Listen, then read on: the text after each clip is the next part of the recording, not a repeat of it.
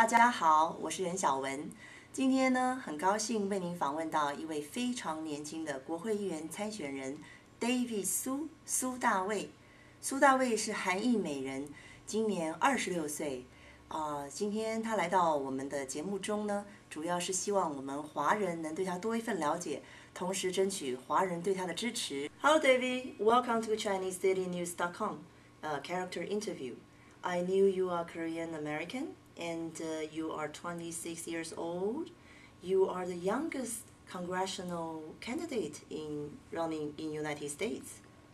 Many people are very curious about you. Can you tell us a little bit about yourself? Sure.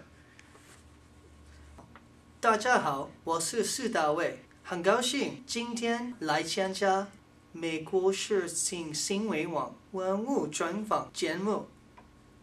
Oh, David, you speak Mandarin very well. Oh, thank you. I only know a little bit, so. Well, a little bit about myself. My name is David Su. I am 26 years old, Korean American, and I'm a candidate for U.S. Congress for the Republican Party. I am currently the youngest candidate for Congress running right now in the United States. I'm a graduate of Diamond Bar High School, class of 2001, and I went to the University of California, Riverside in 2007 and received my bachelor's degree in political science and international affairs. Then, David, tell us, why are you running for Congress? Well, I mean, it's very simple. The reason why I felt convicted to run for Congress is three things. Well, there's three things the reason why I'm running for Congress. The first reason is to create accountability within the Republican Party.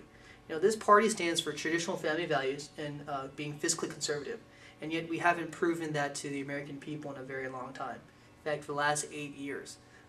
My goal is to accomplish some sort of accountability.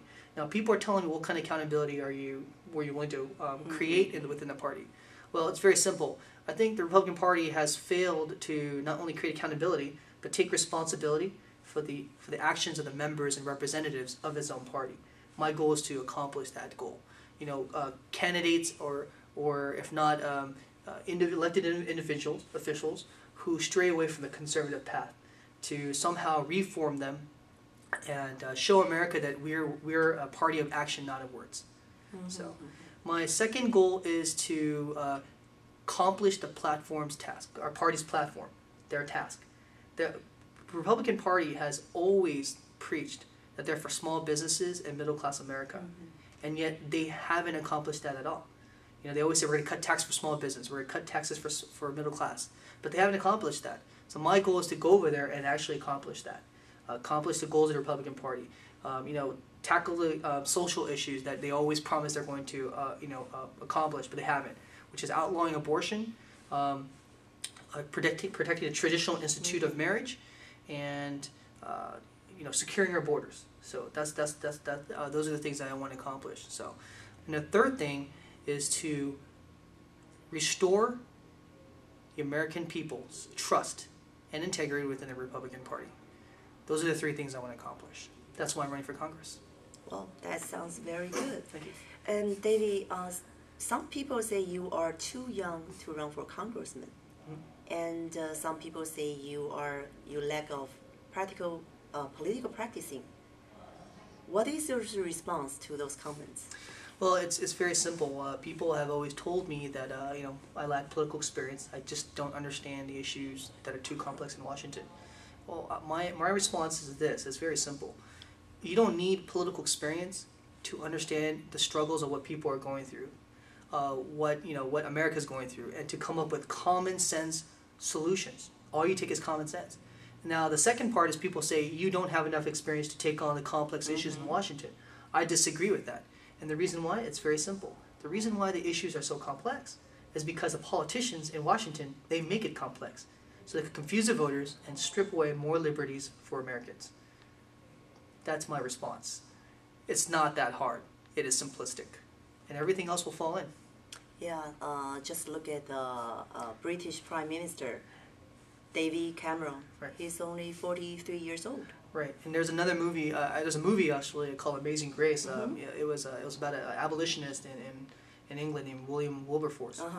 He banned slavery, and his best friend was actually elected as prime minister at age 24. And he told William Wilberforce, you know what? since I'm young and I have nothing to lose, therefore I will win this race. And he was up against very experienced, very, very well-funded politicians, and yet he was the leader of England at age 24. There's a couple of other people that are young guys like me. We call ourselves the young guns of the Republican Party. And you got Stephen Lai. People say it was impossible for him to get elected. He's a city councilman for Rosemead. He's, I think, under 30. Yeah. You got Jeremy Yamaguchi from Placentia, city councilman, elected at age 19. And you also have Aaron Schock from Illinois. He was elected to Congress at age 28. So, like I said, it doesn't matter if you're young. All that matters is what your heart is. And it's off of sheer passion and strength of conviction. That's just good enough. Well, that sounds really excited. Okay. Oh, in your district is the 42nd district, right? Correct. And I know you are facing the sixth-term Republican incumbent Gary Miller. That's correct. What is your chance to win your primary in Republican Party? Right. Well, I mean, I'm not gonna lie to you. It's going to be a tough race. Gary Miller is a formidable opponent. He has a lot of money. He has a lot of backing from special interest groups and lobbyists. But I think my chances are good as any. I think that I have a really decent shot at beating him in the primary. I think America has spoken. There's been a lot of incumbents all across the United States that are very powerful, like Congressman Gary Miller, who have lost. Utah Senator Bennett recently got kicked out of the Republican Party, didn't win his nomination, and he was a two-term senator. You got Arlen Specter, who lost in Pennsylvania. He was an incumbent. He lost. Trey Grayson from Kentucky. He lost too against Rand Paul. And then you got Senator Blanchett, who is hanging by a thread, and she's an incumbent facing a lieutenant governor in her state. And like I said, it's a bad season for incumbents, and I think I have a good shot because of that anti-sentiment mood. The American people want change. They want the politics as usual type of people to get out of Washington and replace them with citizens, people who know what citizens are going through. So I think I have a good shot. Well said. Tell us what kind of what can you offer America and the constituents in your district? Right. Well, it's very simple. I could offer them. First of all, I could offer them support that I will never forget. The local support. So my official goal is to offer not only encouragement but also to mold the next generation of conservative leaders within my district, and to build a strong community coalition all throughout the district. That's the most important thing. I think another thing is to provide not only humility but some sort of integrity within the Republican Party and display that to the next generation, especially to the youth and minorities. So that's what I could offer. Not to mention there's a couple of things that I actually want to fix in my district. First thing is bring in earmark funds. Now, I'm against earmarks, but just for this one project is to fix the 5760 interchange freeway. Everyone who drives on that freeway always tells me, they always complain, there's a lot of accidents. When are they going to fix this? It was a terribly designed freeway. Congressman Gary Miller had 12 years to fix it, and yet he didn't. So my goal is to accomplish that. Listen to the American people. So. Yeah, I know that is terrible 57 freeway. Of course, yeah. You live in Denver, you know. So do I. So. Okay, what kind of law you are going to push if you got elected into Congress? It's very simple. Tax cuts, and more tax cuts. I think that America has been taxed way too much. The IRS is way too big. I mean, if you've seen the IRS tax code book, it's more than 66,000 pages long. And with President Barack Obama in office, he wants to add more taxes. He wants to add a value-added tax. He wants to add this tax, this tax. My goal is to reduce taxes all across the board on every single spectrum you could possibly imagine. So one of them is to get rid of the alternative minimum tax. That tax was supposed to be for rich Americans, but it somehow, some way has evolved and affected middle-class America now. So my goal is to get rid of the AMT, repeal the death tax, get rid of capital gains tax, and reduce the federal fuel tax by 50%. That'll be the end result of gas prices reducing. So just tax cuts, tax cuts, tax cuts. Tax cuts for small business owners and for middle-class America.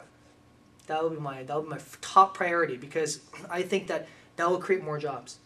Oh, I think lots of people want that tax cut. I think so too, especially Chinese business owners. And you know who you're talking. You know who you are. Okay, great.